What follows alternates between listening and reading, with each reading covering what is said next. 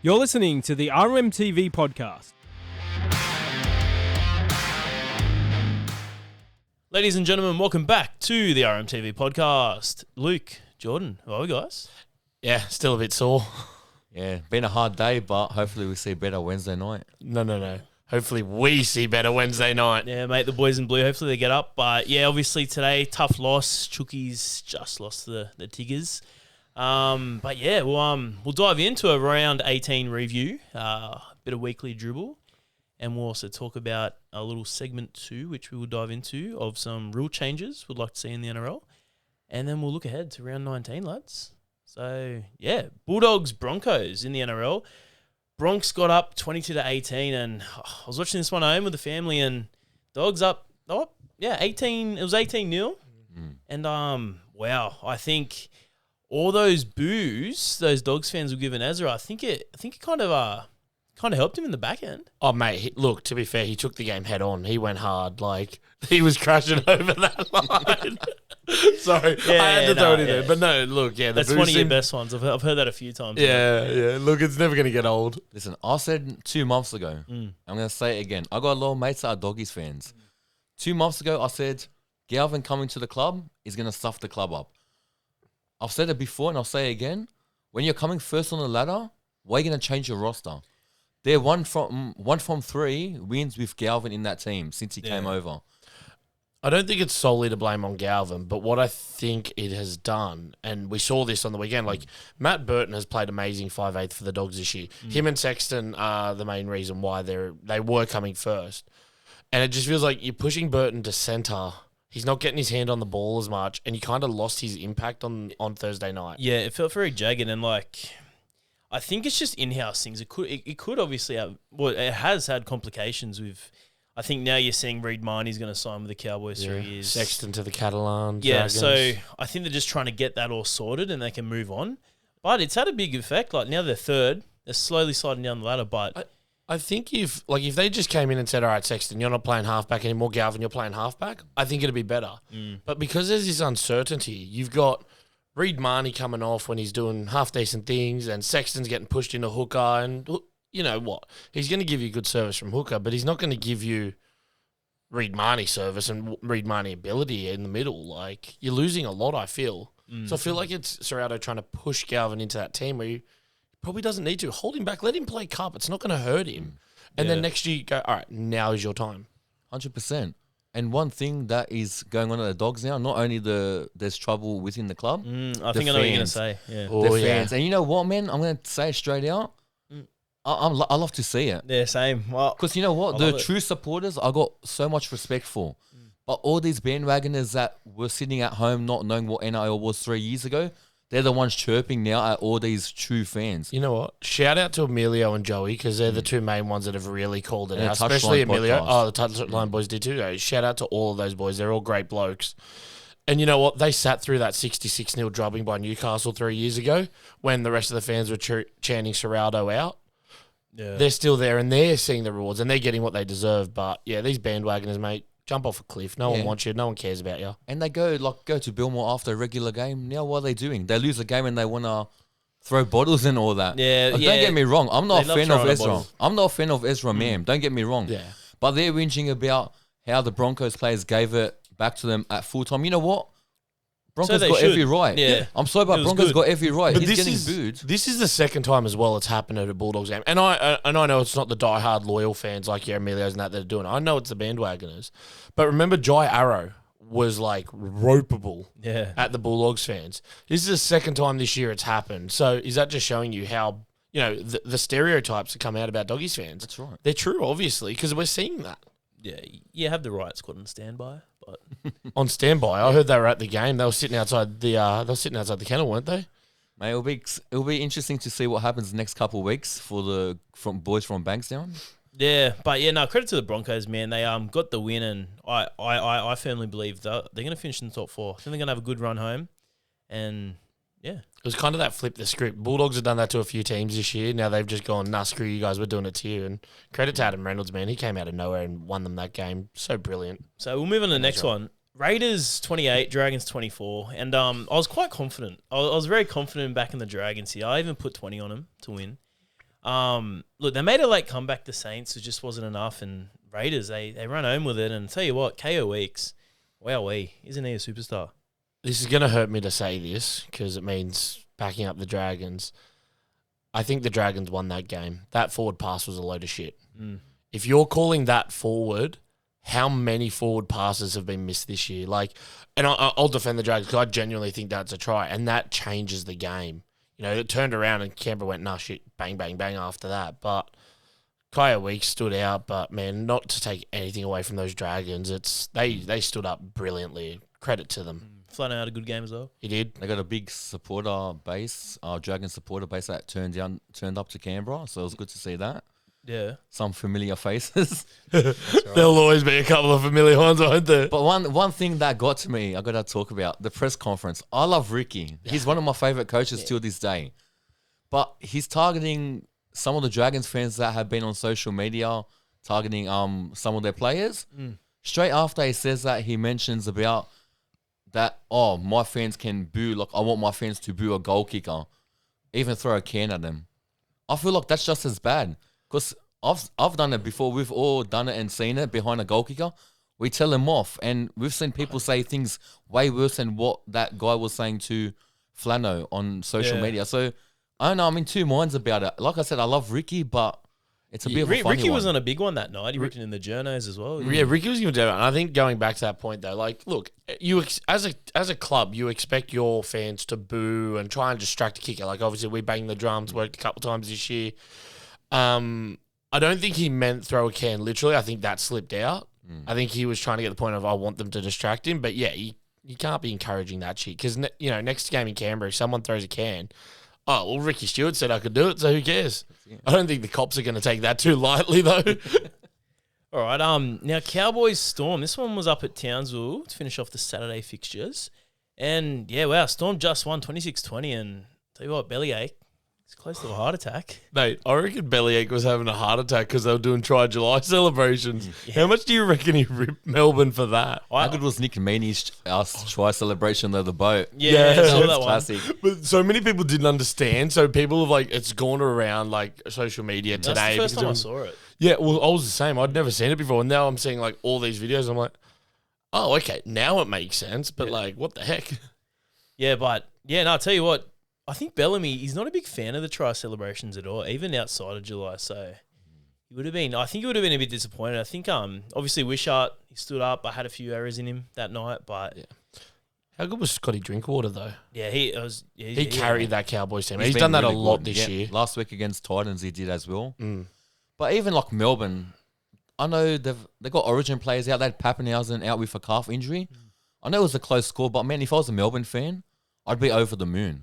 With the players they had out and getting that win against the Cowboys like that, good on them. Yeah, 100%. Look, you kind of still expect Melbourne because there's always been that next man up mentality to do more, but respect that, they got the job done against a Cowboys team that did fight hard. Yeah, I think if you're a Cowboys fan, you wouldn't be too disappointed. Besides those two fans behind, you see that photo Big Nelly took? The selfie. With the selfie. Yeah, they're just their droopy faces are just like... Honestly, I'm so disappointed that one of the fans didn't throw the bird up. That would have been the perfect time to throw the bird up at him. I would have done it. The perfect photo. Yeah. All right, boys. We're going to go into a different mood now. So, Tigers 30 to the Chookies 28. I was at work. You boys were at the game, and geez, the weather, it turned out, didn't it? It looked like a great day there besides the loss. Mate, I was lucky to get there, to be honest. Yeah, tell me about that. Jordan was messaging me. Fucking He's AFL. Mate, my dad wants to go 10 o'clock this morning. I said, let's go later. Why the hell would you have AFL and rugby league next door to each other at the same time? They've done it before, and it hasn't been done for about 4 years. It's stupid. I'll tell you my story after you go, Bob. We were stuck in traffic for about an hour.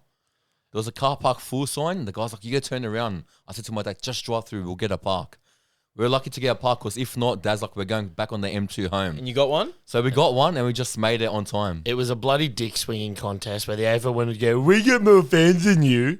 That's all it was. It was a dick swinging contest. Because the AFL, for this part of the year, they don't release times and dates for games. I find that so weird. Well, I get what they're trying to do. What they're trying to do is they're trying to schedule the more important games for the TV fixtures, right? So that's what they're trying to do. But the NRL is playing at 2 o'clock don't play at 1:15. Like, they could have made it a Saturday game or something. They chose to do it. There was a game later tonight, like 5 o'clock that started. They could have played it tonight. Yeah, exactly. So when you left, did the Swans finish up at pretty much Exact the same time? We were walking and they were walking at the same time. Yeah, to the That's train station. just the So recipe for disaster. Our hooter went, and then their final siren went. It was that close. So by the time we get out, and now I'm gonna blast New South Wales Transport here. So for those of you that have been to Moore Park, and when you leave Allianz on public transport, you can walk half an hour to Central. It's about half hour, 40-minute walk to Central. I've done it in 20. You could do it in 20 if you had speed, but I was in a shitty ass mood, so there's no way I was walking. I wanted to murder someone still and slash his tyres and show him what a real high tackle was. Is that Peter Goff? Yeah, we'll get into that later, but yes. So there's 3 ways to get to the light rail. You either go up and across to Sydney Boys, or you can cut down halfway through and come on the light rail. You go down and around and up, which goes underneath the train, or you just walk straight across the tram line, the light rail lines. They had every single person going one way down and around. They had let accessibility go through there. But the problem was they didn't tell you that you couldn't go up and around. So I've gone up and around after fighting through a shit ton of people to go, oh shit, I can't get down now. So I nearly jumped it, but then there was a cop there who's like, don't do it. And I was like, come on, man, he's like, no, don't do it. I'm like, all right. So I walked all the way back around, got stuck in line. And it was just absolutely incompetent from whichever dumb shit thought that was a good idea to bottleneck 50,000 people. Yeah, I've seen it before when there's been, well, not the Swans and Chooks, but when there's so many fans at a packed out Allianz trying to get on those trams, it's hell. I think as well, like, it made it worse because normally I would wait a bit, but after the game I was like, no, fuck this shit, I'm out of here. I am so out of here. And we had family friends that were traveling on the motorway at the same time as us. We saw him on driving. They turned back, man. How many more people would have turned back? Yeah. Like it's wrong. Do it 2 different times. You got the whole weekend. SCG wasn't being used Friday or Saturday. They could have played a Friday night game. The Wallaby did. who played? The yesterday. Waratahs played last night. Could have had a Friday night. They could have played Friday. Friday, Saturday, Sunday. Make more Park and Entertainment Precinct. I remember it would have been, maybe 2014. Roosters versus Titans at Allianz. This is when David Taylor was playing for Titans. Oh, jeez. You may remember this. You probably would have been there. And Titans won on the buzzer. Taylor ran up the middle, scored. Yeah. Anyway, Swans were playing that game that day as well. And my dad drove in. He had a mate. I had my mate Riley and my brother. And we parked at the big car park complex at the entertainment quarter. Fox Studios, yeah. Fox Studios. And it took us like 3 hours to get home. Yeah. We were in that car park for just 2 hours. It was all gridlock. So, yeah, obviously, like you said, mate, AFL, mate, put your fixture somewhere else. Just be smart. Like, I get it's a dick swinging contest where they want to prove they can get more people, but that didn't need to be a 2 p.m. Sunday game. They could have swapped it. I think our crowd was pretty good for a Sunday 2 o'clock We game. got 24,000. Yeah, so just over 24, which is good. Well, Tigers, I was going to say they're not going too good this year, but They showed up today, though, they showed up. Look, before I go on my rant, let me get the good things out of the way. Respect to the Tigers' goal line defense. They held us up 3 times and pushed us over the line once. So that's 4 tries we could have scored that they didn't. Respect to Adam Dewey and Fanu in the halves. They done a great job. They ran that team well. Like, absolute mad respect to them. And mad respect to the West boys because they went hard. Their kick chase was great. Their fucking everything they done was really good. They just simplified their game. They just ran hard, kick deep, repeat. Went back to basics. The Roosters made some stupid errors. The Roosters also, our line speed wasn't there. Our kick chase wasn't there. And that hurt us. And look, we made 10 errors, but a lot of them were later in that game when we were trying to force things. Now it's time for me to have my rant. Can we give a shout to Nafua White as well? Oh, yeah. Shout out to Nafua White. Played 73 minutes in the middle. What a fucking machine. Yeah, and shout out to my boy Taylor Lasalu, mate. When he came on... He bent that line. Yeah, he's looking a bit beefier, but he's looking quicker as well. Mate, he's really good. He almost scored that try right near the post. Yeah, how many times did we almost 4, get I think over? 4 there was, yeah. 4, but then there was also, like, Taylor nearly got over once as an extra one. He fell short. Nafahu White almost got over going through the middle, and I think the Chooks were looking for that crash play option. But yeah, even Marky Mark, he stood out for me. Like he creates, like nothing. He He turns water into wine. Yeah. Like, the guy just turns Something things out of on. nothing, whatever I'm trying to say. But Yeah. you get what I'm trying to say. Between him, Teddy, and Tupou, mate, like in the backs, they just killed it. The three. Tubes had a good specky as well. He should have been playing at the I love for the this try Swans. celebration, the cock-a-doodle-doo. Just on that note, something I didn't know until Robbo's press conference was half our team's been crook as a dog this week and battling an illness. So I want to give a shout out because to lose by 2 points, especially when you're down 20-0 at one point. But I need to get this out of my system. Take it away. I have had, to clarify, like an hour and a half travel home, an hour drive out to where we film, plus 10 minutes in between, and I am still fucking frothing right at this. Peter Goff, you are an absolute dick shit of a human being. Now, the Roosters didn't play the best in the first half, I agree. However, it is impossible to play fucking good football when you are penalised out in that first 30 minutes. If you're telling me that Egan Butcher, now to clarify, this ended up being a 2-point penalty goal For Dewey, yeah. for Dewey, so that ended up being the difference in the game. If you're telling me that Egan Butcher high-shotted Taruva, I'm going to tell you you're a fucking idiot because there was 4 exact times, and I've triple-checked this, 4 times where a Roosters player was hit in the chin or the nose directly, didn't get a fucking penalty. Yeah, what was the winger on debut, Rodwell? Rodwell. Yeah. He got hit quite high trying to score, and that didn't get picked up. Shoulder charge from Fanu. Direct shoulder charge. Now, I'm going to put it down. When he as- got taken out? Yeah, when he got taken out. yeah, It yeah. was a direct shoulder charge. There was nothing about it other than shoulder charge. So that's another one that you can add to it. The Roosters lost the game because they played like shit. They let the Tigers run over us. But fuck me dead. Peter V'landys and Abdo have just come out and had this big thing with Buzz Rothfield. Oh, yeah, we do all these analytics. You know what? Stick your analytics up your fucking ass because it's not working. And I'm going to say this because we've just had a game in Canberra yesterday because we're filming Sunday where there was a forward pass that was not a forward pass. Fuck me. If that was a forward pass, I want an apology from the NRL for when Latrell Mitchell threw a forward pass when they beat us in round 5. He keeps his receipts. I keep my receipts because you know what? If the refs do a good job, including guys like Klein and Sutton, I'm the first to say, look, you know what? Well done. Great job. But fuck me, that was horrible. There is no way that we didn't deserve at least 4 to 5 penalties. And this creates the issue is we've had these penalties, right? A couple of them led to Dingo. And by the way, Terrell May, get off fucking Twitch, bro. Because the only thing you were doing today was lying down after Taylor Lasalu gave you a push. If you want to lay down like that and milk like that, that's fine. Fuck off back to reserve grade and be a little bitch. That's what won him the game. That pissed me off because Taylor hit him late. It was a love tap push. Now, if you're going to lie down and milk that, go off for a HIA. He definitely got the last laugh. He would be laughing on his Twitch stream right now. Yeah, but you know what? Go sit home and play Twitch. I don't give 2 craps because if that's how you want to win a game, that shows why I'm glad my club doesn't have you anymore. Because you know what? The reason why the Roosters didn't get those penalties, and it's the same shit every year, And never lie down. we don't lie down. Yeah. Every time there was even close to a high tackle, and there was about 3 times at the end of the game where there was a potential crusher. Tigers lay down, oh, my neck. Yeah. Mate, get up and play the ball. Get some cement and harden the fuck If up. it's a penalty, yeah, exactly, 100%. Eat some fucking cement, as Chopper Reed would say.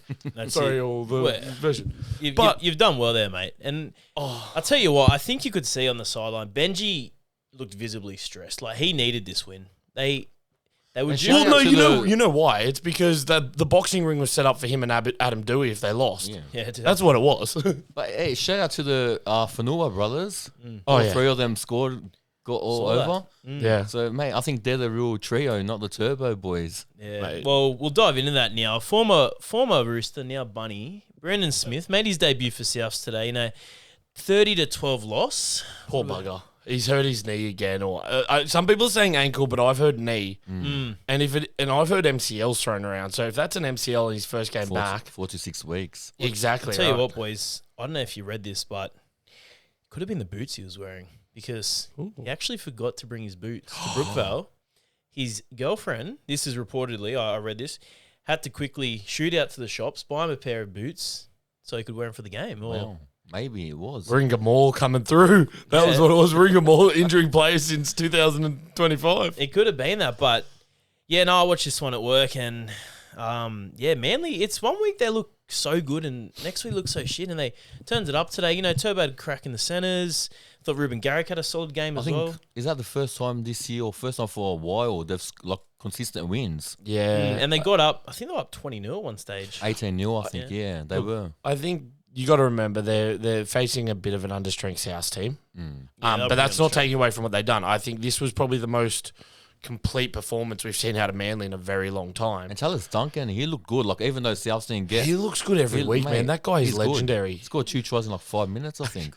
Speaking of tries, did you see DCE's try celebration? Mate, I love it. The He old got man the corner walk. post acted like an old man with the hip. I love the try celebrations. And as we saw Turbo's one, it was for the Liverpool player that passed away. Yeah. So, like, it was very heartwarming. It was nice to see. Like, some of these try celebrations, they can be funny, but that one, I reckon that was the best one of the week. Yeah, I love a bit of nice. meaning in them because it's just nice, especially, you know, it's a good reminder. And, like, talking about people passed away, obviously, like, Cam Munster's father went and, you know, passed Stephen, away. condolences to his family. That's Yeah, like, you know, it's good to see that, you know, a bit of memorial in there because, you know, there is more to life than footy. I loved how, we'll speak more about it later, but I loved how the whole Queensland team came around for the press conference today. That was beautiful. Nice. I'll blast some journos about that when we talk about Origin, though. But no, Manly, man, like I know, as you said, a couple players out for South, but they looked all right, Manly. I didn't think they'd win that comfortably, to be honest. No, I'm with you. I was expecting it to be a lot closer, but you know what? Without Talis Duncan, South don't even get that close. I think Bunny's now second last, is it, on the ladder? Yep. I'm loving that. That's one positive of our Sunday then. hopefully I get my ladder prediction right of South's last. But hang on, I had that as well. Thank you. yes, I keep I'd forgetting para that last. one. I'd para. Do you know how many? I've got receipts because, you know, I keep receipts. I have about 10 people that message me going, South won't come last. They're going to make the finals unlike the Roosters. Yeah. And I'm just keeping them there to see because if South's finish right down there, I'm just sending all a screenshot of the ladder and going, cop that. I'm confident. I've done it already to a South supporter, I know. Because, mate, at the start of the year, he started giving me shit. That's it. All right, we'll look into the NRLW now. So Sharks Para, caught a bit of this one. And we all tipped Sharkies, boys, but Para, they stood up and just got the win, 18-16. I was very impressed. I expected that Sharks team to be a bit better. They're still missing a few key players, so it'll be interesting when they're back to full strength. But, mate, Para just wanted it more. And you know what? They decided to be better than the men's team, obviously. Yeah, that's true. And, I tipped this one, Doggies against Newcastle. Obviously, Newcastle have a good NRLW side, but... yeah, the Dogs, their debut game, and they got the win before the men's. Bloody dominated. Like, it was an incredible one. Get credit where it's due. Come out like that. It's crazy. Yeah, and Cowboys got up 20-6, and then our girls, the Chooks, 30-6 over the Warriors. You heard that one? I watched that, and that was thoroughly enjoyable. Like, first things first, shout out to the Wars fans. I reckon there was at least 300-400 Wars fans there. That's pretty. That's impressive. Like that's you know, that's very impressive when your men's team isn't playing. But our Roosters girls, they're bloody impressive. They're just there's little things. Jazzy Strange moved into back row and threw two cutout balls that led to tries. You know, one of our wingers gets a hat trick. Apologies, I can't pronounce her name, so I'm not even going to try. But you know, shout out for a hat trick. You know, to start the year, it was a really good game of football from the Roosters. They just done their job. Yeah, no, it was good. And then Bronx, they're another team pushing for the title. Probably could be another Bronx Roosters GF, but 28-4 against the poor old Tigers. Just got one try on the I was board. watching a bit of the first half, like it was in the background. I think it was close to begin with, then Broncos just second half dominated it and won comfortably in the end. I think there was an injury for the Tigers as well. Yeah, They someone got went injured. down, and it just kind of, after that, Broncos just went bang, bang, bang, bang, bang, thank you. And the confidence I got out of the Dragons versus Raiders, 36-14, they won the Saints. I thought, if they're going to win, the men are going to win as well. But No, well, they done a Roosters, so it was the women's teams won and the men's blew it. yeah. But Indy Bostock for St. George. I don't know if you boys saw during the week the press conference, the interview with her coach. Was it Nathan Brown? See it. Nathan Brown, was it? Jordan? Piggy Riddell and Should they? Her try and- celebration. No. The no. interview saying she's making her debut. Yeah, And there she was was like all in shock. yeah, it was like socials. It was like Yeah. you know really good It emotional. was like, on TikTok and everything. yeah, it was so good. It was The coach was adorable. asking like, how do you think you're going lately? And she's like, I want to work on more become better. And he's like, well, you're making your debut this week. You've earned it. Yeah, And you know what? She's definitely earned it. I was She's gonna got a double on her debut. Debut in style right there. Like, you know, what it is Jack's injured now, so she's got to get that Bostock name scoring tries again, so it's always on the score sheet. That's what I reckon it is. Yeah, how good. The RMTV podcast is brought to you by FDS Eyewear. FDS Eyewear is your one-stop shop for quality, affordable eyewear. With the latest lens technology and weekly eye testing services, FDS Eyewear provides competitive rates over the larger optical retailers. Visit their store at Wentworthville Plaza, just a short drive from Parramatta. We'll move into the dribble of the week now. So, boys, we're going to talk Origin. Obviously, the news came out this morning. Munster's going to have a few days off with his father passed away, so condolences to his family. Yeah. Yeah, it just shows, like you said, it's just rugby, it's just a game, mate. Yeah, and look, you know what? Like you said, Luke, and you said it perfectly. Like, it was beautiful to watch the Queensland guys behind Billy while he done that. Billy, you could see, was getting emotional. Respect to the Blues. The Blues have actually put out a statement like, you know, condolences to his family and that shows you what rugby league's about. I want to tee off on some journos. I get journos need to make a story. I get that's, you know, you're a journo, Presto, but you have more class than this. I was on the way to the footy when I heard the news and saw it, and one of the first comments that came out of a journalist was, "So is he playing on Wednesday night?" That man's dad has just died probably not even 6 hours ago. Like, we don't know exactly what time he died. And all you give a shit about is whether that man plays Origin or not. First things first, I never doubted that he's going to play Origin. I think, you know, he will play Origin because he's going to want to do it for his dad's memory. Oh, I think he's going to be quite... He's going to be destructive in Origin. I'm actually genuinely scared. For someone that goes for Queensland, though, if you turned around and said, I'm not going to play, you know what, man? 100% respect that as well. Fully agree. That's his father. It's not like it's a distant niece or auntie or something like that. That's his dad. But big. To have the balls to ask that question to me is so disrespectful. Like, I'm very vocal on Munster that sometimes I think he's an absolute grub. But I'm not... Right now, my only concern is, like, are you okay? Are your family okay? You've just lost your father.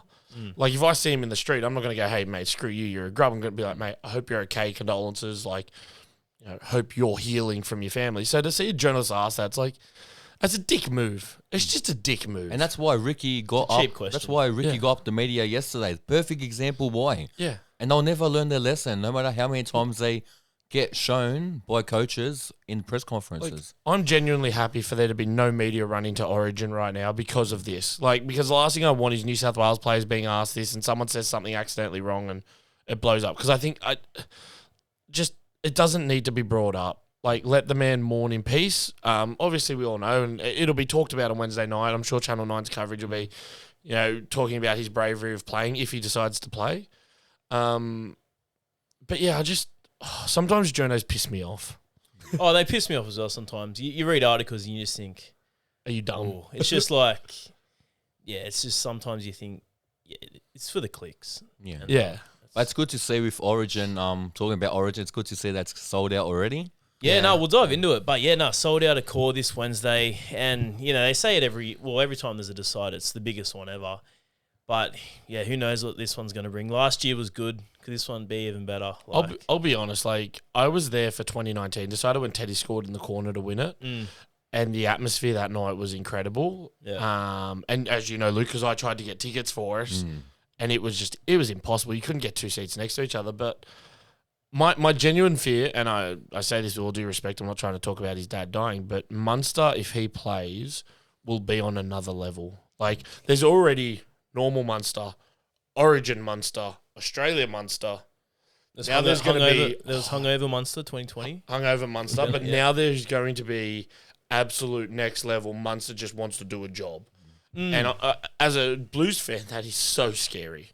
Yeah. And regardless of if he plays good on Wednesday or if he has a shit game, I feel no one should give him shit because, mate, him turning up, big respect. Big respect. I agree. And if someone gives him shit after that game, if he does play bad, which I doubt, Munster doesn't play bad in Origin, mate, you need to have a hard look at yourself. Look at yourself. Shouldn't be following the sport. Yeah, because man, that credit to the bloke for even showing up if he does show up. That's just that takes a lot of courage to play one of the biggest games of your life after that. All right, well let's we'll get into it now. So Blues, they're probably going to run with the same team as game 2. They got Toy is most likely going to play. Yeah.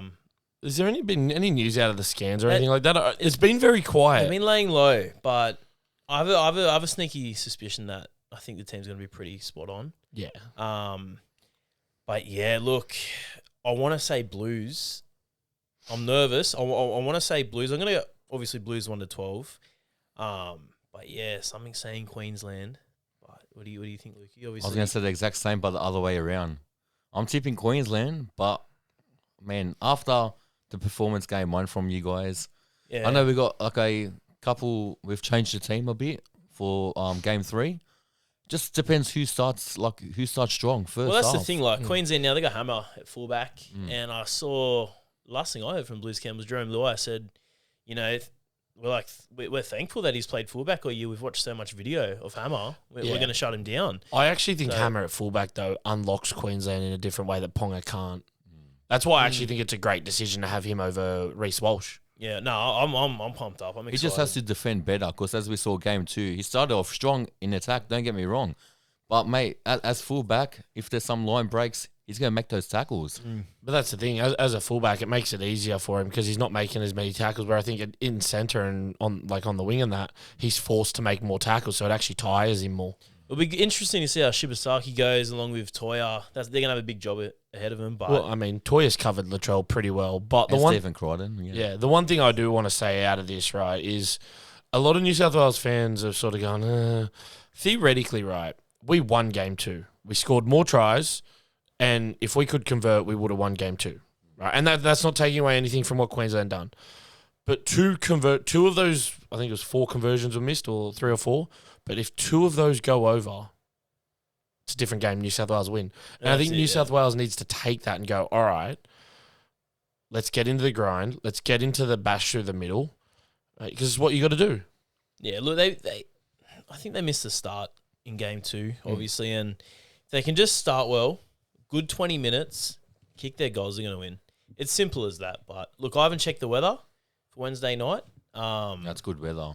If it's a dry track, it's going to be a bloody good game. I actually reckon if it's a dry track, I'm going Blues 1-12, but I'm thinking it'll be like a 30-28 game sort of thing because it's just high scoring. I actually think it'll be high scoring. I think it'll be low. I normally I always go low scoring in deciders, but something this year just with the way both teams have played so far, I just have a feeling that both teams are going to put points on, and it might come into a bit of a shootout. Yeah. It's just a weird feeling I have. It's the first time I've ever felt this way going into an Origin game. Well, if it's going to be like that, hopefully the referee, which is Klein, I'm pretty sure, hopefully the right calls are made because there's been some controversial calls in the last 2 Origins, as we've seen. I actually was listening to the Levels podcast, and Willie Mason and Horro were talking about this. And Willie Mason even goes, I'm taking my Blues hat off. And Horro said, I don't really give a shit. I got mates on both sides. But they both said, and they agree, Game 1, there was some shit calls for New South Wales. Game 2, there was a lot of shit calls against New South Wales. How is Klein the best ref to do this game? And this is what annoys me as a fan, right? Adam G refereed the perfect grand final, that Brisbane-Penrith game, right? Yeah, that was a good one. Since then, he has not had one big game. And he got that game on the back of one Klein screwing up as usual, Harry Grant's drop ball in Melbourne when we were down there and it cost us the fucking final. But also, he refereed Game 3 of Origin that year, and not a single complaint came out of it. And when you have an Origin game and no one complains, that probably tells you the refereeing was bloody good. Well, according, like you said before, the analytics that with Buzz Rothfield, he sat down with Abdo. Apparently, Klein is leading the way, so apparently he's the game's best ref. So. Yeah, and if he's the game's best ref, I'm a size 6. All right, well, we'll go into now. We'll talk about the SCG and their surface concerns. Obviously, it's a different code, the AFL.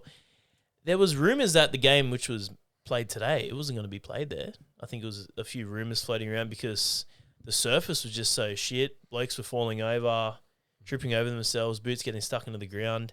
So I think they're going to fix that up.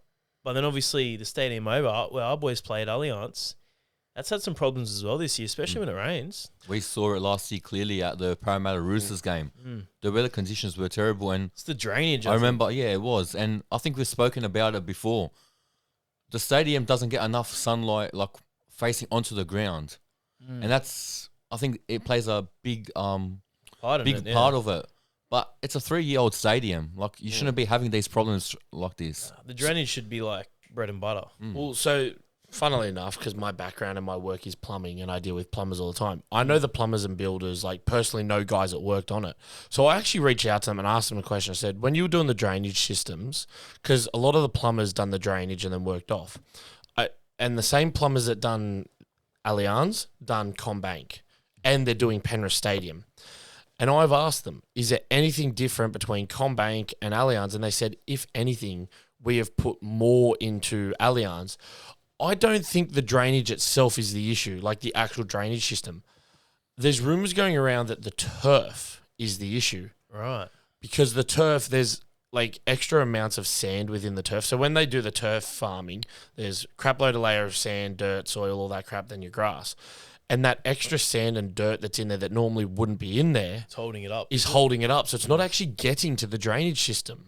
So I think the turf is the issue. And they have this issue because there's a lot of things getting returfed from the same place that they have to redo again, they reckon. So I actually think that's what's causing it based off, hand-eye accounts of people that built the thing. Yeah. You'd think like people that aren't in the rugby league, they'd probably have a good laugh thinking, the government's put so much money into Allianz and the drainage system doesn't even work. Well, funnily enough, so the week, guys remember a few years ago, before Allianz was like finished construction, there was massive flooding out at Hawkesbury. Yep. Yeah. So when that happened, that's when they were planting the turf and pulling up the turf for Allianz. Right. So because of the time when they've done it, that's what's caused it to get loaded up with all the other extra crap that it normally wouldn't have. So that's what they think is the issue. That's why they're talking about ripping the surface up and starting again. Yeah. And I think it's a great decision because, mate, with surface like that, that's what causes injuries like ACLs, MCLs. Yeah. I mean, it's like, We've seen enough as Roosters fans. That's it. And it's very important. Like, you can't have that shit going around at Not in a stadiums like professional this. league. So I think it's going to affect another, I guess you could say professional league, but the A-League, I think Sydney FC might have to move some games. I saw that. I saw something. I don't mind that. And the only reason I say I don't mind that is based on crowd numbers, and I had a quick look into this. Their crowd numbers, if they're playing at Leichhardt, or even if they go back to Jubilee Oval at Cogra, I actually reckon they're more likely to get more fans there. Family friendly, get the fans out there. Suburban football, yeah. Suburban football. Like, how good is it? Like, they'll share Leichhardt Oval with APO Leichhardt and all that, but, why not? If it gets you more fans and, it gives you a bit more of an atmosphere. It's why only not? down the road. It's not like you're 3 hours away. Yeah, exactly. It's for the betterment of rugby league. Let's just remember that. It's for the betterment of Allianz Stadium, mate. Yes. Of the, Rugby league. of the Roosters home. Home of the Sydney Roosters, not the South Sydney paychecks from Centrelink. Sorry, did I say that out loud? Oops. The RMTV podcast is brought to you by The Legal Problem Solver. The team brings over 25 years of experience in wills, probate, estates, conveyancing, property and commercial law. Connect with The Legal Problem Solver on LinkedIn, Facebook and Instagram. All right, Jordan, mate. Segment 2. You wanna take it away? Yeah, so, look, every week there's always a rule change that fans want. So, like bunker calling forward passes, get rid of the 6 again, all that sort of junk, right? There's always something that we want to change. So we've gone through, Luke, Benny and myself have put down a rule that we want to see change, but why we want to see it change, because that's the most important thing. It's not about wanting it change, but why. So me and Benny have had a good chat. Obviously he's not on air and he's not behind the camera this Should week. I put my Benny hat on? Pretend to put your Benny hat on. All right. But basically, we all see it. A guy goes in for a tackle, your arm comes around to tackle, a guy passes it into you, it's immediately called a knock-on or a 6 again, right?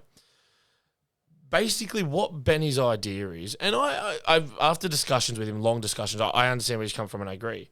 Basically, if they're attempting to affect a tackle, so they're not playing at the ball, and then someone, passes it into their hand, it's not treated like a knock-on. Yeah, so we I like treat it like a charge down, right?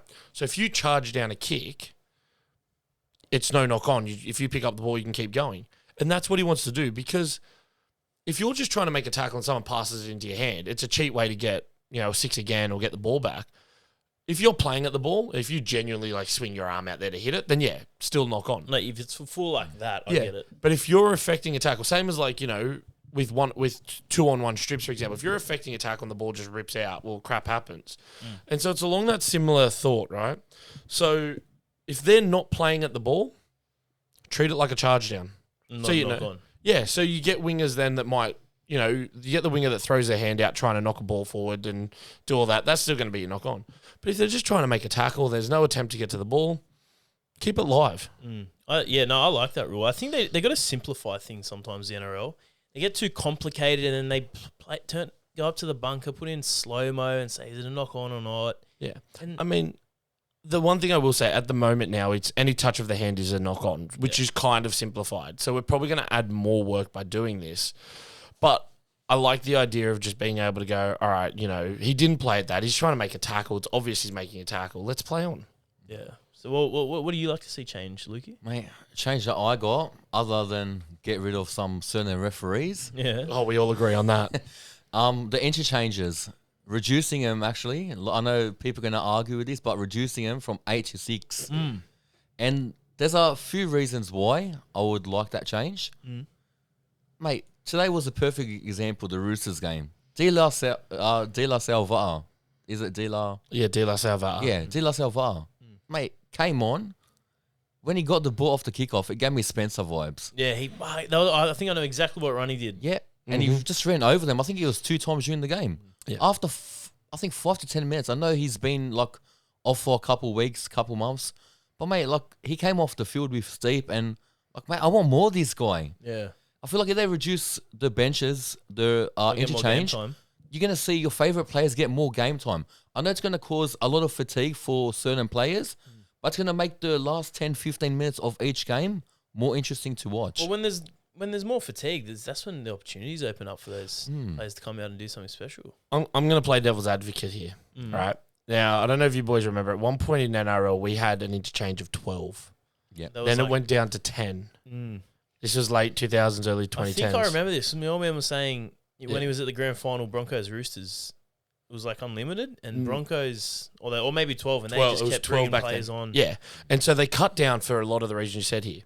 My only issue with what you're trying to do is, one, injuries. You're kind of screwed if you get an injury because that forces a changeover. And secondly, are we going to see more injuries, severe injuries because of the fatigue factor? I get what you mean, De La Salle played 11 minutes, but also this is the NRL. This is professional football. You play what the coach needs you to play. So are we basically saying that it's because you got 6, you're forced to play guys longer than you normally would? Or I just think they're professional athletes, professional footy players. You think they just got in? They should, and we saw the perfect example today in the Fuwa White. He played nearly the whole 80 minutes. He played 73 minutes. 73, yeah. Mate, players like that, you want to see that. And today, seeing the Fuwa White do that, that's the main reason. Do you think if a player knows he has 25 minutes in him, he's going to measure himself to try and go hard the whole 25 minutes? I think if you know how many minutes you're going to be on the field. So for example, if Nafahu got tapped on the shoulder and said, "Hey, I need you to play 80 today," he would have mindset changes. Yeah, his mindset changes. Pick my times to make my runs, and he made a few very good and hard runs, but he picked his moments to do that. If De La Salle got told, "Hey, you got 11 minutes," he's going to go balls to the wall for 11 minutes and just do whatever he can. My only concern is, what are we going to do? Let's say theoretically they try this and we have multiple severe injuries from it, because fatigue is what leads to high tackles, what leads to lazy shots and stuff, and that's a genuine concern. Whereas I feel 8's the perfect number, right? Because you've got your 4 front rowers who interchange twice. So there's half of them done. You've normally got a 14 that comes on for a 9 now, so there's 5. And then you got 3 others to use however you want, whether it be as back rower, whether it be, a last minute input. I feel 8's the perfect number because it's not too many where you can just blow it out like the Broncos did in 2000 because they had the bench that could do that. It was just quick breather, get back on and sort of thing. So you think 8's going to stay the way it is for a while? I think it will stay, but I'd like to see it a trial, even in the preseason, a trial match. It's probably a good time to do it. It'd be good to see. And I know Jordan mentioned injuries and all that, but it opens the game, especially for the backs. I know the forwards get a bit fatigued, but mate, in the last 10 minutes, players like Reece Walsh and Isaiah Katoa in the halves, mate, they'll step up and it'll make the game more interesting. Mate, that 6 again rule already opens it up enough for them. All right, well, what's your rule you'd like to see change, Jordan? Mine's mandatory HIAs. Yeah. Now, the reason why I'm calling them mandatory HIAs is because currently these aren't. Now, currently we have an on-field assessment for HIAs. If someone stays down, the trainer comes out. My proposal is that if a player stays down after contact to the head in an attempt for the bunker to review the tackle. So we see that a lot now where the bunker they try and get the bunker to review because just got nibbled on the chin. Yeah. Force them to go for a HIA. If you're going to lay down and milk for a penalty, fine. So, for example, today Stafford Toa tried to stay down for one. Fine. Give Toa the penalty if you really want to. But sorry, Stafford, you've got to go off for a HIA. And I bet you fucking $100, the moment the NRL says, fine, you stay down, we'll do that, people stop staying down and milking. You're going to get the ones where like they get smashed in the nose and they need 5 seconds to be like, holy crap, that like hit me in the nose. And I understand that they're not probably milking it, but how many times this year have we seen someone just get touched in the throat, tickled, they lie down for the penalty, and then once they hear mandatory HIA, they'll play that ball. Guaranteed. Yeah. Players will be up so quick to play that ball. And the Roosters game today perfectly showed, like Terrell May, I know you just mentioned like Terrell May as well. Yeah. And that's what won them the game. In the last couple minutes, teams will do that to milk it just to win the game. Yeah, love tap. Because you know what? The moment the penalty was blown, I've never seen a front rower jump up so quickly. So you're going to tell me... It was obviously milking it. You can't... Yeah, but this is what I'm saying. You milk it, fine. There's a HIA bin for you for 15 minutes. It's a free interchange, so it doesn't cost the coaches anything. But I tell you what, it will stop players milking because... And it annoys me as a Roosters fan because we cop a lot of shit, but one thing we don't do is we don't milk. Yeah. If we get hit badly, then yeah, we stay down because, but it's very Chooks rare. have always been like that. It's just you watch them and think, there's been some... I think there was a game, could have been, I don't know, maybe post-COVID against Melbourne. And Melbourne kept just laying down, getting these cheap penalties, and the Chooks boys weren't laying down. And it was the one night I'm like, just lay down, get the penalty because... Mate, Drew Hutchison nearly died because of Dylan Brown, right? So this was 2021, I think it was. Playing at Combank... actually, no, it might have been 22. I don't know. It was one of those. Hutchison went over, scored a try. Brown led with his knees. I think I remember this now. Yeah, cracked 3 ribs, punctured a lung, and literally, because they took him to Westmead. Westmead genuinely said, like, you are lucky you got here as quick as you did. If these ribs went any further, they could have, destroyed an artery, and you'd be dead right now. And crazy. The annoying, and thinking of that night is Dylan Brown got put on report at half time for that incident. Didn't get a penalty at the time. Didn't get put on report because obviously Hutchison scored the try. Actually, no, he dropped it because of the contact and it was just deemed a knock on. But it's shit like that pisses me off because that I will stand by my team that we do not lay down. But fuck me, some teams do and it's atrocious. I'm over it. Who do you think... What team do you think does it the most? Parramatta used to do a lot back in the day. Yeah. Who do you think now? Who's your team? Oh, now. I think Canberra's a bit dirty. I'd say Canberra sometimes. I think there's 5 or 6 teams that would have my top spot because a lot of teams do it because they know if they stay down for long enough. And credit to the referees. See, I actually do give the referees credit. A lot of the time this year, if it's been borderline, they've just gone, no, screw you, stand up, play it. Unless the bunkers turn around and go, no, hang on, this is bad. We need to. It's just been, come on, get up, play it. Yeah. But there was, like I said, there's 4 times a guy was hitting the nose today and we didn't get a single penalty. If we lie down, I bet you we get a penalty. I'll throw this question to you, boys. Do you think not even 30 years' time, in 20 years' time, there's going to be this is quite out there, but AI or robotic referees in the bunker or on the sideline, you just have robotic sideline refs, I think they'll do a better job than some of the refs. Would that become too technical? I want to like it. It's got to stay the way it is. Rugby league, the way we've grown up watching it, it's got to stay like that. Yeah. No matter what's coming out in the future, keep it the way it's been. One ref won't get abused each week, I reckon go back to the 2 ref system. I actually reckon... Because a lot of people voted for the 1 ref system I genuinely reckon the 2 ref system was better. And the reason for that was you had the same ref was looking at the ruck, the same ref was doing the 10 metres. So there was always consistency there unless the ref was shit, Ashley Klein. When did that get taken away? COVID. Yeah, right. Because they didn't want too many people on the field. And have you realised, since they changed that to 1 rule, Have you realised the amount of forward passes that have been Yep. thrown that's led to tries? Yeah. Because dummy halves know if they go kind of flat, because you got to remember with the touchies, one touchie's back with the defensive line to help the ref out, and one touchie's in line with the attacking team, but they're never in line with the person passing the ball. They're always a bit behind, so they don't know if it's gone forward or not. All right, well, maybe one of those rules from you two or Benny might be implemented one day, boys. I don't think the NRL's smart enough to listen to us. No. All right, well, let's dive in now to round 19. This will be post-Origin, so a few players might back up for their clubs. To kick off round 19, Sharks, Dolphins. Sharks, $1.67. Dolphins, $2.22. I'm really shocked by those odds. Yeah, no, I know Nicarima's out. He's out for a couple of weeks, but if they show up from Origin like some of the players for Dolphins and that, Yeah. I will be brutally honest. I had to triple check those odds when I wrote them in there. Because the only thing I'm thinking of, the reason why Dolphins are $2.22 is that potentially Hammer doesn't back up. You know, especially after a win on Wednesday night, he's probably not going to because, you know, get on the drink, celebrate his new single life. I'm sorry. But yeah, no, I thought the Dolphins would be a lot closer than that. I know it's at Shark Park, but I thought the Dolphins would be ahead on that. Yeah, I'm going to back the Dolphins here, boys. I'm with you, man. I'm going Dolphins In a 1 to close 12. same here. I don't see anything in the Sharkies. I think they'll drop out of the 8, I actually. think if you're a punter, I reckon if you want to double your money for the week, Mate. put it on the Dolphins. Yeah. Yeah. Don't put it on black, put it on the Dolphins. Put it on red. And Don't put it on green. Newey at home paying a nice $4. Melbourne $1.25.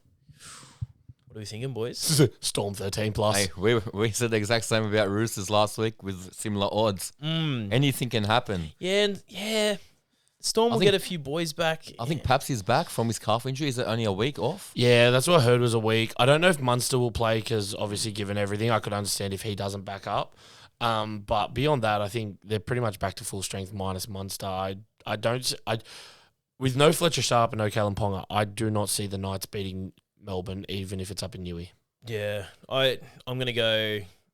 You lot are going to say 13 plus. I might go 1 to 12. I think Knights might have a little fight in them. Yeah, look, if Paps is out, 1 to 12 definitely. But if Paps plays, I think it'll be 13 plus. I think he'll blow it open.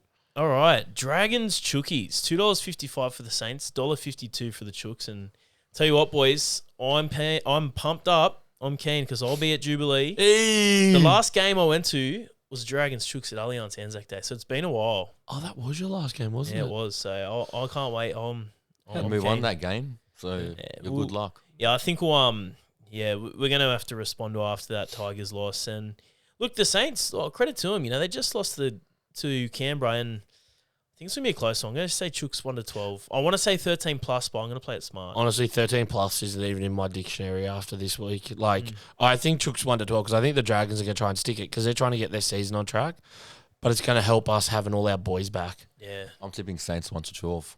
Whoa, man. The last Are couple. you bringing the drum to Jubilee? Yeah, I am. Actually, you know what?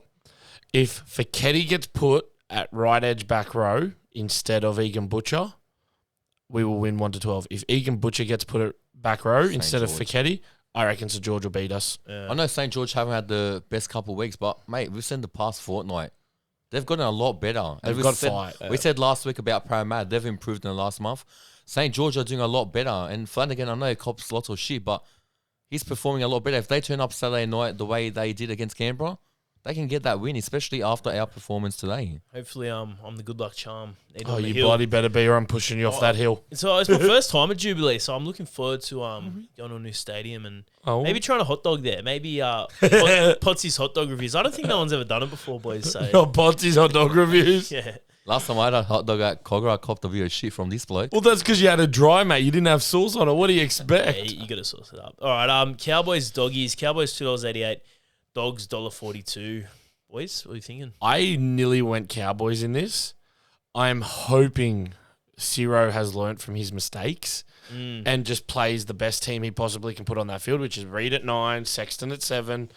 It's crazy how they have, sorry, just but it's just crazy just thinking now how they've pretty much had to shift a lot of players in their team just to fit in Galvin. Yeah, and that's why I think put him in reserve grade. And I'm not having a shot at Galvin by saying that. Just to get a few games under his belt for the Dogs. Yeah, but don't mess with what's working. That's it. And I'm tipping Doggies, but to be honest with you, I hope Cowboys win. I'm not that. We are talking about going and watching the game somewhere, so it could be an interesting one. I hope the Cows get up. I think Cows almost beat Melbourne, and they're going to beat Doggies. I'm going to go Cowboys 1-12 at home, boys. I mean, it's good odds. If you can get $2.88 for the Cowboys, you might as well. I'm going to go the Cowboys. Especially if Dearden and Robson back up. And Wise at home, $1.29. Tigers, $3.62. Tigers coming off a win. What are we thinking? I'm going Tigers. Tigers? Wow, good odds. Wise in New Zealand. Wise 13 plus for me. 13 plus. I just think with everyone out, Metcalf out, this is the first game the Wise are really playing without Metcalf, and I think they're going to miss him. And that's why I've gone to Tigers. I think if they play the way they played today and just basic, simple stuff, the Wise may not have enough to come back. Yeah, I'm going to go 1-12 there. And, the Battle of the West. Eels versus Penrith. Eels, $3.80. Panthers, $1.27. Eels, they always get up for this one, boys. Are they going to get one over the roof? If they had Moses there, I would say 100% the Eels are going to win. They don't have Moses, so I'm going Penrith 1-12. If you asked me a month or two ago, I would have said Para, but Penrith, I think they're on the verge of making the top 4. Not the top 8, top 4. I'm going Penrith they're in 13 some hot plus. form. Oh, They're looking you know what? good. Something's saying 13 plus Penrith. Yeah, if Moses was playing, I actually reckon the Eels could do it because he'd control them. No disrespect to Dean Hawkins. He's not Mitch Moses. Yeah, that's it. And Titans, Broncos, $3.70 for Titans, Broncos $1.29. What are we thinking, boys? I'm going with the Broncos. Yeah, no. I'd like to see Titans get the win just to put South and Para a bit closer to the bottom. Yeah, that's the only reason I want Gold Coast to win. But I think Penrith. I think the Broncos are going to win pretty comfortably this one, having everyone back as well. Yeah, they're looking good, Bronx. Titans, I think they'll have a bit of a fight in them. But yeah, Bronx. They'll fight for 20 minutes. Yeah, I'm gonna go 13 plus here. I think they get the win, and we'll go into round 2 now. NRLW. So the Tigers, obviously, they got flogged by the Bronx. They're paying $4, and the Doggies at $1.25. Yeah, the Doggies are too good. I reckon they're going to win it. Tigers are looking like they're going to have another wooden spoon year.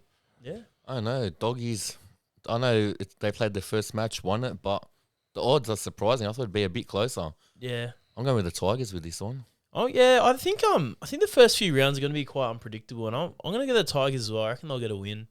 Dogs had their win to start off their season, but Doggies, bro. yeah. And Canberra $2.50 against Sharks $1.54. Raiders at home. I'm gonna go Raiders 13 plus. I'm going Raiders 1-12 because based on how they do, like for long periods they defended well against the Dragons. I'm going Raiders. I actually think they're going to upset the Sharkies. Yeah, no, I'm going with Cronulla. I know they lost against Parramatta, but it was a good game. They got themselves back in the game, and I think they'll come out stronger against the Green Machine. Yeah, that's it. Up Cronulla. And Dragons $3.50 against our Chookies $1.31, boys. I can't go against our girls. I think they're genuinely going to be too good. Like, when you turn two wingers into back rowers just to fit them in the side, which we've done with Jazzy Strange and Mia Wood, I think our girls are just too strong. Yeah, I'm going to go Chooks 13 plus. Yeah, I'll tip the Chooks for the women's. Yep. Unfortunately, I haven't for the men's, but I'll go 1-12. You're going to be... You know what it is? He started backing the Roosters again. That's why we've been losing. That's what it is. He started... I didn't want to say anything. I didn't think of it until just then when you said that. That's what cheeked us. He started... See what happens when you listen to people on social media, mate? Stop being like Flanagan and do what you want to do. And will that game be... Before. That's right. Will that be before? It's at Jubilee. Kicks off at like 3:15, I think it is. Right, okay. I'll be there. So if you boys want to come along early, Send me a couple seats for the 5:30 game. oh, I'll be at the Legs Club. Preston can't get on the piss. I might get down there. come over and watch. Just mate, come and eat a hot. Look, if you come to the women's game, I will let you eat a hot dog without sauce, and I will not hang 1 ounce of shit on you. I will. That's right, Preston will, Let's but leave it. I won't. So that's what All matters. right, Cowboys $1.80, Newcastle $2, boys. What are we thinking? I'm going the Knights. I just feel like they probably got blown off the park a bit by the Doggies and debut game and all that. But there's a lot more in that side than they showed on Thursday night. So I'm going Knights 1-12. Yeah, I'm going to go Knights 13 plus. Yeah, Knights 1-12 for me. 12. And Waz $2.25, Eels $1.65, boys. I'm going Eels. I think the fact that he upset the Sharks probably says they're in it for a year. The Charrington sisters want to do some good. Yeah. So, and Abby Church out the back. Shout out to Abby Church because, heck yeah. She's good. After the White's performance, I think they'll go up to $4. So I'm going Eels 13 plus. Yeah, I'm going to go Yeah, I'll go Para as well, 13 plus. But I think the Wires might show a bit of fight. I think that one will be in New Zealand as well. So Yeah, I That'll be think it's good over for- there, yeah. For the Tigers was men's game. Yeah. and to finish off the NRLW round, Titans $4.50, and then the Bronx $1.20. Jeez, I think I'm gonna back Bronx here, boys. Broncos 20 plus. 20 plus. I'll go 30 plus. I'll go 40 plus. Yeah. Actually, shout out to the Titans. Jamie Chapman's playing fullback for the first time in a very long time. So they've obviously got some injuries there. If she's out the back and she's normally gun centre. So And I'll tell you what, for the NRLW round 2, if I put a cheeky multi together, some of those teams I've picked, they're the underdogs there. You get some juicy odds. you get some juicy odds. Hey, you know, maybe we need to do a segment that is all about Preston's multi of the week. Preston's pick of the week. Honestly, I think we will implement that next week because I saw a multi on the punters and dribblers, which is back. Yeah, 2.0. punters and dribblers Good to be 2.0. back. And it's good to see all the dribble online on Facebook and Some dribble. yeah, and there was some guy put a multi up. It was Tom from Hello Sport, and it was paying $101 on Neds, and it was Teddy to score, Hugo to score, Toops to score, and Marky Mark for a double. My friend did that same one. Blokes was chucking $10 on it, they're winning a grand, just like that. So And then get West in there 1 to 12. You probably win even more. You probably had an you win a house in Sydney, zero. mate. Yeah, I was going to say put an extra 0 on it. All right, and obviously Origin's just around the corner, mate. You want to give a little plug? Yeah, so guys, we've said this the last couple of weeks, but don't forget a little Origin giveaway thanks to our friend at the Legal Problem Solvers. So jump on our socials. The posts are all up there. Let us know who you think's going to win the Wally Lewis medal. Hey, if you get it right, and if you live in the Greater Western Sydney area, Central Coast or Newcastle, we will deliver you that beautiful pergola that's all in our social medias. Guys, get on it, have a bit of fun. Who knows? You might win. Yeah, and it doesn't have to be for yourself. Could be for your old man, Mate, uncle, anyone. Father's Day's coming up in a couple of months, so get ready for it, you know. Christmas, keep it for Christmas. I just know it's a great gift, and it's definitely a bigger gift than I expected us. So thank you to Evan, the team at the Legal Problem Solvers, for donating that to us. Yeah, well said, mate. And next week we will have a special guest coming on the RMTV podcast. So she has refed in the NRLW. Yeah. And she's refed 200 plus games from Jersey, Flag, New South Wales Cup, all across New South Wales and Parramatta District. And I actually played rugby league with her as a kid growing up. So I'm not allowed to blast the refs next week? Oh, mate, it'll be. I think she's even got Ashley Klein's phone number, so it could get spicy next week. This could get bad. And I played league with her and Taylor Lasalu on the same team, so that would be a good chat. Looking forward to it, and that one will drop the following Wednesday, so tune in for that one, guys. And most importantly, make sure you like, comment, and subscribe on YouTube and Spotify. From all of us here at the RMTV podcast, it's goodbye. Have a good night, guys. See ya.